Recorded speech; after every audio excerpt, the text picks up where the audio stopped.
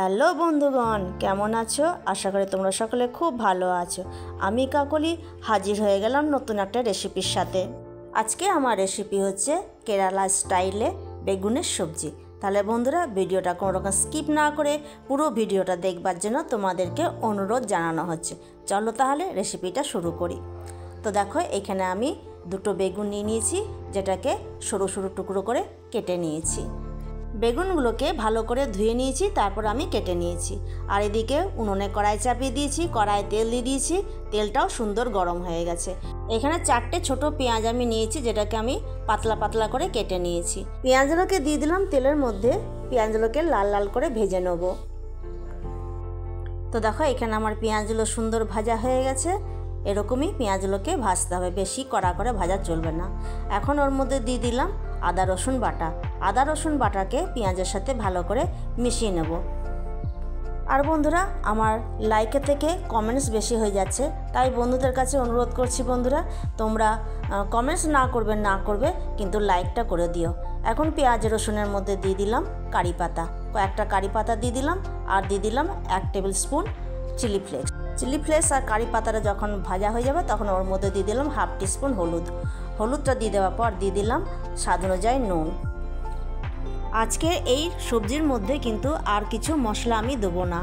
নুন, হলুদ, আদা রসুন বাটা আর পেঁয়াজ, এই ছিল আজকের সবজির মশলা।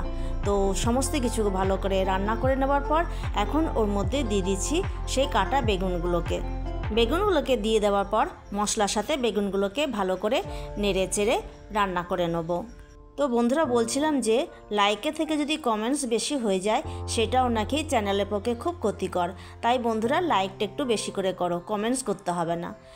এখন আমি খুন্তিটা ধুয়ে জল দিয়ে দিলাম, আর একে 2 মিনিটের জন্য ঢাকা দিয়ে রেখে দেবো, যাতে বেগুনগুলো সুন্দর সেদ্ধ হয়ে যায়। 2 মিনিট পর ফিরে এলাম, ঢাকাটা খুলে নিলাম।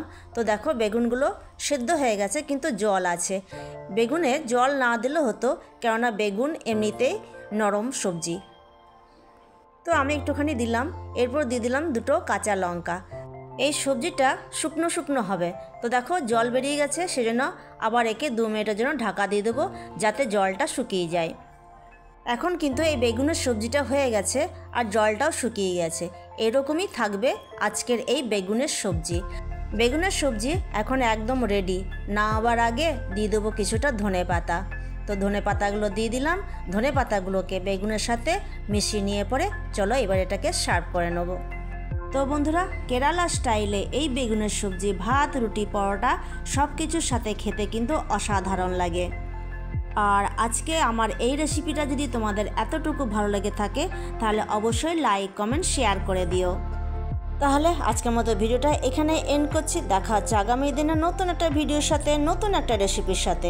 ততক্ষণ পর্যন্ত তোমরা ভালো থাকো, সুস্থ থাকো, সাবধানে থাকো। আজকের মতো টাটা, ধন্যবাদ।